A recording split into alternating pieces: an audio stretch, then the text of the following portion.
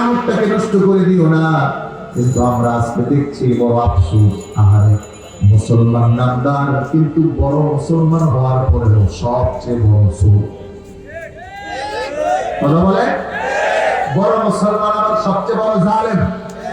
কোন দল বিভাজন করছি না, সব দলই দেখতেছি। নিজেকে যদি মুসলমানের দাবি করো তাহলে যেই দলে থাকো তোমার ইমানের জায়গা ঠিক থাকতে হবে, মুসলমানের তো ঠিক থাকতে হবে। জুলুম নির্যাতন না হলে মানুষের উপর অত্যাচার আর জনগণের অর্থনের খাবার অধিকার তোমার নাই। কথা বলো ঠিক না? যদি এটা করো তাহলে মুসলমানের খাতা থেকে নাম বের করো, কারণ তোমার নামে এটা করার কারণে অন্য মুসলমানের অপমান হচ্ছে। ভালো যে মুসলমান আছে তার বদনাম হচ্ছে, অন্যরা মুসলমানদেরকে জঙ্গি সাজাতে সহজ হচ্ছে, অন্যরা এদেশের সাথে সম্পর্ক নষ্ট করার জন্য রাস্তা খুঁজতে পারছে। এই জন্য মুসলমানিত্ব আর রাসূলের উম্মত পরিচয় দিলে অবশ্যই ভালো গুণের অধিকারী হওয়া দরকার। কথা বলেন ঠিক কি? নাহলে কিয়ামতের দিন কোনো উপায় নেই, সুযোগ নেই বাঁচা, ধরা খেতেই হবে। আর পরক্ষণে আল্লাহ তো কোরআনে একেবারে স্পষ্ট করে দিয়েছেন, যারা এই এই গুণের অধিকারী হইবে তারা পূর্ব থেকে প্রস্তুতি নিয়ে আসেন। আপনি আসার আগে আপনার জন্য হকি স্টেক রেডি আছে, যা দরকার দুনিয়া আর কি মায় তার চেয়ে দ্বিগুণ মায় হবে ইনশাআল্লাহ। এই জন্য প্রিয় ভাইরা আমার, দুনিয়ার মধ্যে একজন ডাক্তার সহজে ডাক্তার হয় না। পড়াশোনা করতে করতে করতে করতে পাস করার পরে আবার আরেকজন ডাক্তারের আন্ডারে কাজ করতে হয়। বাংলায় যেটাকে আমরা সহজে বলি, ইংরেজি শব্দ বাংলায় ব্যবহার করে ইন্টার্নি করে। অনুরূপভাবে একজন ইঞ্জিনিয়ার পড়াশোনা শেষ করে ইঞ্জিনিয়ার হয় না, আরেকটা ইঞ্জিনিয়ার আন্ডারে কাজ করে করে দক্ষতা অর্জন করে ইঞ্জিনিয়ার হয়। অনুরূপভাবে একজন বান্দা জন্মের পরে আল্লাহর গোলাম হতে পারে না, গোলামি করতে করতে আল্লাহর গোলামের খাতায় নাম লেখাতে হয়। বলো ঠিক কিনা? এজন্য আল্লাহর হাবিব বিশ্বনবী কায়নাতের সরদার সরকারে দো জাহান হাবিবে কিবরিয়া নূরে মুজাসসাম মুহাম্মদুর রাসূলুল্লাহ সাল্লাল্লাহু আলাইহি ওয়াসাল্লাম কে সাহাবা প্রশ্ন করলেন, ও নবীজি আপনার তো কোনো গুনাহ নাই, নবী গো আপনি কেন দাঁড়িয়ে দাঁড়িয়ে নামাজ পড়ে পড়ে আপনার পা মোবারক ফুলে ফেলতেছেন?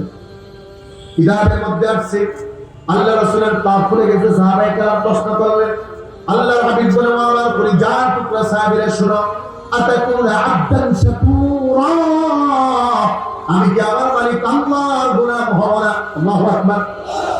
রাসূল বলে আমি কি আমার আল্লাহর গোলাম হব না? আর আমরা কি বলি বলেন? আমি কি নেতা হব না? আমি কি গাড়ির মালিক হব না? আমি কি জমির মালিক হব না? আমাদের আশা আর চাওয়া হলো এই আমি যেন জান্নাতে যাই। আবার আমরাই আলেমদেরকে দাওয়াত দিয়ে দোয়া করে সব জান্নাত কামাই নিতে চাই, কিন্তু নিজের ভালো হওয়ার নিজের চিন্তা করার সময় আমার নাই, কিন্তু চাই ভালো। এই কেমন জানি বড়ই গাছ বপন করে বড়ই গাছের মালিক অনেকদিন বড়ই খাইছে, এখন আর ভালো লাগে না, এখন বড়ই গাছের নিচে যায় জড়াইয়া ধইরা চোখের পানি কান্না করে কাঁদতেছে, বড়ই গাছ তোকে কত যত্ন করে মানুষ করলাম, ছোট্টবেলা খাইতে দেই নাই, বড় করেছি, অনেকদিন তো বড়ই খাওয়াইছো, দয়া করে আজকে দুইটা আঙ্গুল খাও। কি বলেন দেবে? বলেন না ভাই দেবে? কেমন পর্যন্ত যদি বলে যে দুইটা আঙ্গুল বেশি দরকার নেই, এতগুলো বড়ই দরকার নেই, দুইটা আঙ্গুল দাও। বড় আফসোস, জাতির বিবেক সন্তানগুলো আজ জাহেলিয়াতে নিমজ্জিত হচ্ছে, সন্তানগুলোকে মানুষ রূপে আখ্যা দেওয়া কঠিন হচ্ছে। এই শহরের ঘুমন্ত পশুগুলো কথা 31 নাইটে ঘুমাতে পারে নাই। মানুষের কথা তো দূরে, ও তো আমার সন্তান ছিল, ও তো আমার ভাগিনা ছিল, ও তো আমার ভাগিনা ছিল, ও তো আমার দলের কর্মী ছিল, আমি এটা কোথায় ছিলাম? কিয়ামতের দিন প্রশ্ন হবে। আনন্দ ফুর্তি করছি, কিন্তু আনন্দ ফুর্তির সাথে এই জাতির স্বপ্নকেও নষ্ট করে দিচ্ছি, আমার অস্তিত্বকেও বাদ করে দিচ্ছি। এজন্য প্রিয় ভাইরা আমার, দুনিয়াতে মানুষ দামি হওয়ার জন্য সময় ব্যয় করে, অর্থ ব্যয় করে, শ্রম দেয়, মেধা দেয়, সবকিছুর উপরে মানুষের কাছে মানুষ দামি হয়। কিন্তু দুনিয়ার মানুষের এই দামিটা একটা অস্থায়ী দামি, কিন্তু আল্লাহর কাছে বান্দা দামি হওয়ার জন্য স্থায়ী জিনিস লাগে।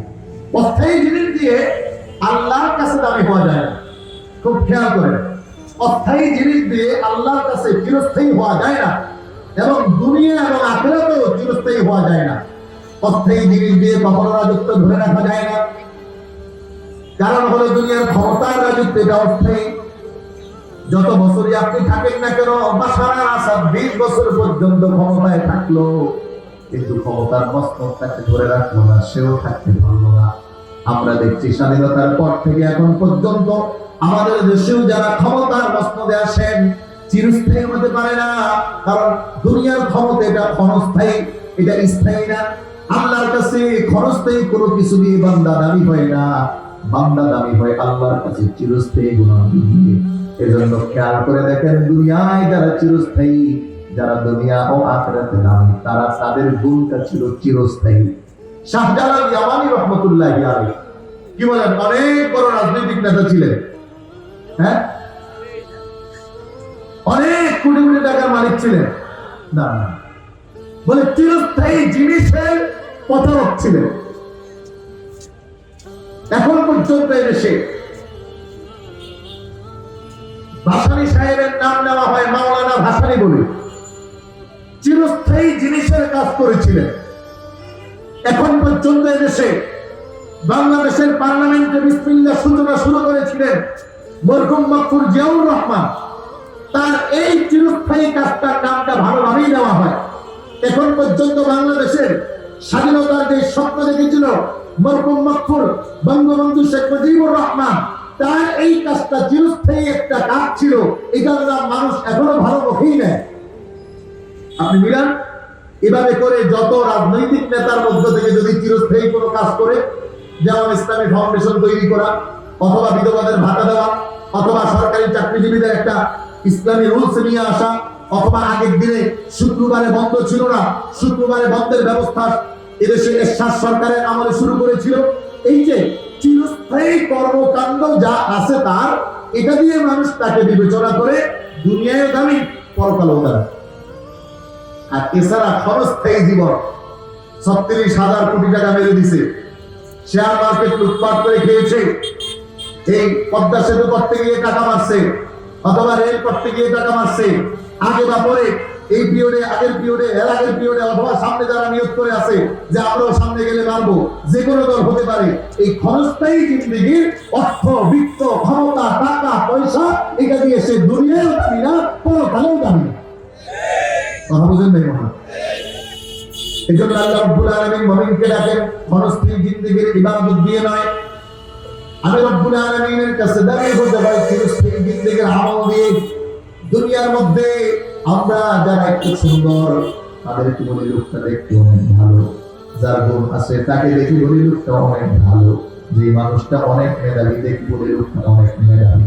কিন্তু দুনিয়ায় মেধা, ক্ষমতা, অর্থ, বিত্ত, সম্মান, ইজ্জত, দুনিয়ার চিন্তায় যা আছে এটা অস্থায়ী, এটা শেষ তলান্তনা, এটা শেষ তলান্তনা। যাদেরকে আগে পুলিশ সিকিউরিটি দিয়ে নিয়েছে, ওদেরকে আবার পুলিশ পিছনে হাত করে পড়ায় নিতেছে। কথা বলেন না? তাহলে সাময়িক ভাবে সম্মান করেছে আপনার সাময়িক ক্ষণস্থায়ী পাওয়ারের জন্য, স্থায়ী ভাবে করে নাই, পারলে পিছন থেকে জুতারা দেয়। কিন্তু দুনিয়ায় মানুষ চিরস্থায়ী সম্মানী হওয়ার সুযোগ আছে। এটা হওয়ার জন্য দামি ডাক্তার হওয়া লাগে না, বড় এমপি, মন্ত্রী, মুফতি, মুহাদ্দিস হওয়া প্রয়োজন নেই, দেখতে বড় সুন্দর হওয়া লাগবে না, সুনাম দেখে অধিকারী হওয়া লাগবে না। আল্লাহ রাব্বুল আলামিন কোরআনুল কারীমের মধ্যে বলছেন, শোনো, এই দুনিয়ার মধ্যে 4 জন মানুষ ছিল, যাদেরকে মানুষ বলতো কালো মানুষ, কালো কালো, এত কালো যে তাদের জন্য ইতিহাস রচিত হয়ে গেছে, তাদের নাম, তাদের জন্ম বৃত্তান্ত ইতিহাসে উঠে গেছে শুধু কালোর কারণে, এত বেশি কালো। সুবহানাল্লাহ বলে। কিন্তু প্রিয় ভাইরা, আমার লোকগুলো ছিল কালো, কিন্তু তার মনটা ছিল বড়, জোরে বলেন, মনটা ছিল কি বলে না, কালা গলার, জোরে বলেন, কালা গলা। এই পরিমণির মতো সুন্দর যদি কারো বউ হয়, তাহলে এর সেই বিপদ আনবে, কারণ কয়েকদিন পর পর সিম কার্ড চেঞ্জ করে, খুব বিপদ। মমতাজের মতো যদি এরকম দেউমার্কা বউ হয়, তাহলে বিপদ আছে না নাই? আছে না নাই? এজন্য মানুষ আমরা বাংলায় বলি কালো গলার মারো, আবার কালো অন্তরটা বড় ভালো। এজন্য পয়গম্বর মুসা আলাইহিস সালাতু ওয়াস সালাম যখন খিজির আলাইহিস সালাতু ওয়াস সালাম